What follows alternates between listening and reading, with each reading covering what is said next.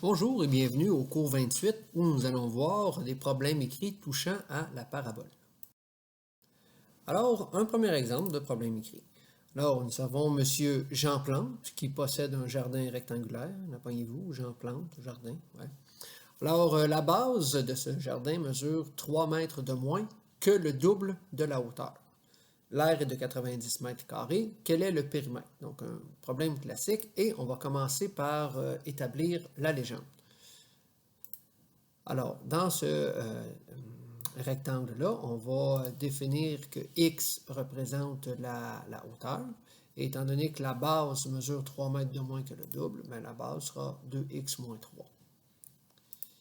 On peut maintenant établir une équation. On sait que l'aire d'un rectangle, c'est base fois hauteur. Donc, je vais remplacer. Donc, la hauteur x fois la base 2x moins 3 est égale à 90. Ensuite, on passe à la résolution, c'est-à-dire trouver la valeur de x qui va rendre notre équation ici vraie. Donc, pour commencer, je vais distribuer le x à chacun des termes de la parenthèse, ce qui va me donner x fois 2x, 2x2, x fois moins 3x est égal à 90. Et là, nous avons une équation dans laquelle nous avons des x à la 2. Donc, pour résoudre, on doit s'arranger dans un premier temps pour qu'un des côtés de l'égalité soit 0. Donc, c'est ce que je vais faire en faisant moins 90 de chaque côté. Et ensuite, pour trouver la valeur de x, vous avez trois possibilités. Soit vous prenez l'expression qui est ici, puis vous la factorisez, comme trouver les valeurs qui annulent le polynôme. Vous pouvez aussi prendre l'option de transformer la forme qui est ici, qui est une forme générale, en forme canonique. Vous me donnez une parenthèse à la 2, et là, on va être capable d'isoler cette parenthèse pour ultimement trouver la valeur de x. Ou encore, prendre la grosse Bertha. Donc ici, moi, j'ai décidé de prendre la grosse Bertha, étant donné que je suis quand même assez ami avec elle. Donc, A vaut 2, B vaut moins 3 et C vaut moins 90. Je vais aller trouver le discriminant, qui est B2 moins 4AC. Alors, on a B2, donc je remplace B par moins 3, moins 4 fois A qui vaut 2, je remplace A par 2, et je vais remplacer C par moins 90. Alors, vous calculez le tout, et ça va vous donner 729 pour le discriminant. Donc, il faut avoir en tête la formule de la grosse Bertha, la formule qui permet de trouver les zéros d'une parabole, ou qui permet aussi de trouver les valeurs de x quand on a une équation quadratique qui est égale à 0. Donc, première réponse possible, je vais prendre la formule avec le plus. Puis le deuxième, je le prendrai avec le moins. Donc ici, en remplaçant chacune des variables, donc b vaut moins 3, donc moins b, ça fait moins 3, donc plus 3, plus racine carrée du discriminant qui est 729, divisé par 2a, 2 fois 2, ça fait 4. Donc, on fait le calcul et ça nous donne exactement 7,5. Même principe avec la deuxième valeur possible de x. Donc ici, je remplace 3, moins. La seule différence entre les deux, là, ici j'avais un plus, ici j'ai un moins. Donc je fais le calcul et ça me donne moins 6. Maintenant, il faut évaluer la validité de chacune de ces réponses-là dans le contexte. Donc vous regardez, ici j'ai x qui représente la mesure d'un côté. Si je remplace x par 7,5, ici, dans les deux cas, ça va me donner des valeurs positives, c'est correct. Cependant, si je remplace x qui est ici par moins 6, ça me génère une mesure de côté négative et ça, c'est impossible. Donc, on va devoir rejeter cette valeur-là. Donc, elle est à rejeter car ça engendre des dimensions négatives. On ne rejette pas la valeur de x parce que x est négatif. Là. X pourrait être négatif puis engendrer des valeurs positives quand même. Par exemple, si ici j'avais eu x plus 8, j'aurais pu garder moins 6. On rejette parce que la valeur de x va engendrer des mesures négatives. Et ça, c'est pas possible.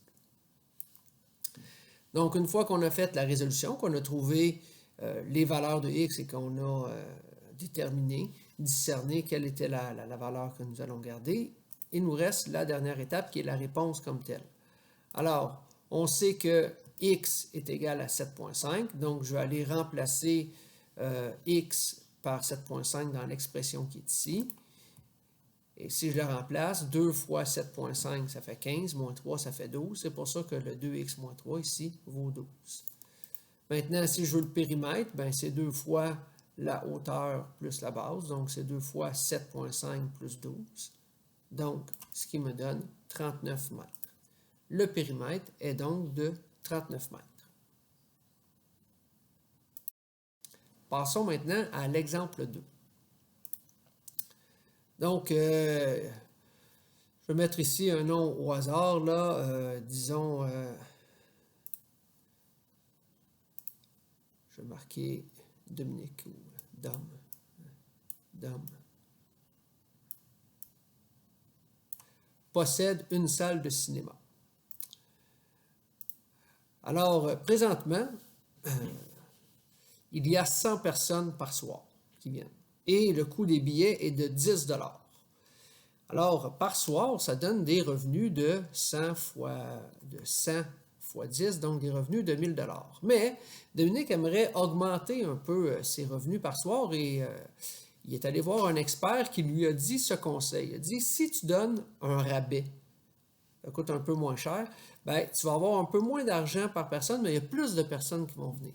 Et la règle là-dedans, ce qu'on a observé, c'est qu'à chaque fois qu'on donne un rabais de 1 $, il y a 20 personnes de plus qui viennent. Et là, ce qu'on veut savoir, c'est quel doit être le rabais pour avoir un revenu maximum.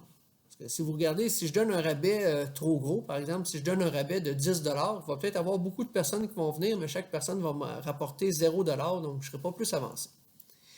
Donc, voyons voir comment est-ce qu'on va faire pour résoudre ce genre de problème-là. On va commencer par établir une légende et là, on va s'intéresser à la relation qui existe entre le rabais qu'on va accorder, qu'on cherche, on ne sait pas c'est encore combien, donc on va le déterminer comme étant X, et le revenu qui va être généré dépendamment du rabais. Donc, étant donné que le revenu dépend du rabais, on va faire une relation dans laquelle X va être la variable indépendante, puis Y la variable dépendante. Donc, le revenu que je vais avoir va dépendre du rabais. Le coût d'un billet. Bien, présentement, le coût d'un billet est de 10 $, mais lorsque je vais appliquer le rabais, le coût du billet va être de 10 moins le rabais. Donc, si j'ai un rabais de 2 $, le coût va être de 10 moins 2. Si j'ai un rabais de 3 $, ça va être 10 moins 3, et etc. Le nombre de personnes. Bien, présentement, j'ai 100 personnes. Alors, si j'ai 100 personnes présentement, et à chaque fois que j'ai un rabais de 20 $, à chaque fois que j'ai un rabais de 1 $, ça me donne 20 personnes de plus. Donc, je vais avoir 100 plus 20 $, qui, pas 100 plus 20 $, mais 100 plus 20 fois X. Donc, 100 plus 20X sera mon nombre de personnes. Maintenant, pour l'équation, on sait que pour trouver le revenu, c'est le coût d'un billet fois le nombre de personnes. Donc, le coût d'un billet, par exemple, ici, au départ, le coût d'un billet, c'était 10 $, puis le nombre de personnes, c'était 100. Donc, mon revenu, c'était 10 fois 100 qui donne 1000. Bon, maintenant, on va le faire de façon algébrique avec les nouvelles données qu'on a. Donc, le revenu, c'est Y, et le coût d'un billet, 10.X, c'est le nombre de personnes, 100 plus 20X. Donc, ça représente mon équation.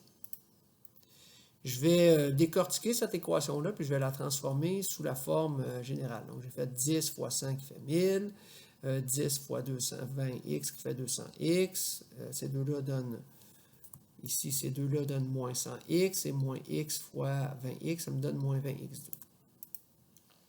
Une fois simplifié, mon moins 20x, je le mets au départ.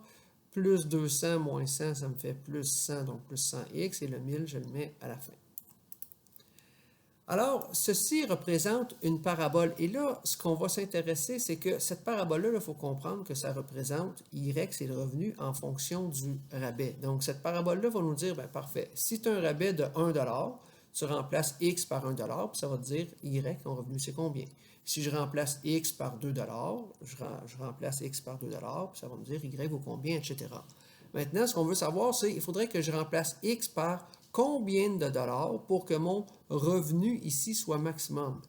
Donc, quand est-ce que je vais avoir un revenu maximum? Vous voyez, ça, c'est une équation d'une parabole. Et donc, le revenu maximum d'une parabole va se trouver à son sommet. C'est pour ça qu'on va se faire un schéma avec le sommet. Donc, on se rappelle, pour trouver le x du sommet, donc h, lorsqu'on a la forme générale, c'est moins b sur 2a. Donc, je vais remplacer moins b, donc b vaut 100, moins 100, sur 2a, qui est 2 fois moins 20, donc moins 40, ce qui me donne 2,5.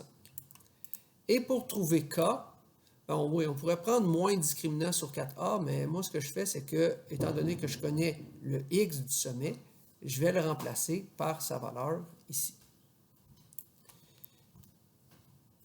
Donc, je vais calculer f de 2,5. Donc, f de 2,5, ça veut dire calcule la valeur de y si x vaut 2,5. Donc, dans l'équation qui est ici, je remplace x par 2,5. Donc, moins 20 fois 2,5 à la 2, plus 100 fois 2,5, plus 1000. Vous calculez ça, ce qui donne 1125. Donc, je peux maintenant me faire mon graphique. Donc, je vais aller placer mon sommet qui était un x de 2,5. Et ensuite, j'ai un y de 1125. Donc, c'est pour ça que j'ai mon sommet qui est ici. Maintenant, l'allure de ma parabole. Bien, je sais que ça va être une baboune parce que mon a ici est négatif. Puis l'autre chose que je sais aussi, sans trop faire de calcul, vu que j'ai la forme générale, je sais que ma valeur initiale va être 1000. Donc, ma parabole va passer par ici. Donc, je peux faire un schéma rapide de la situation. Donc, le revenu maximal se trouve au sommet qui est ici. Hein? On le voit dans un revenu de 1125. Et ça va arriver quand? Quand mon x va être de 2,5. Donc, c'est pour ça que le revenu maximal sera atteint lorsque le rabais sera un rabais de 2,50. Donc, il n'y a pas tant de calcul à faire, c'est vraiment plus un numéro où on doit réfléchir davantage. Alors voilà, merci de votre attention et à la prochaine.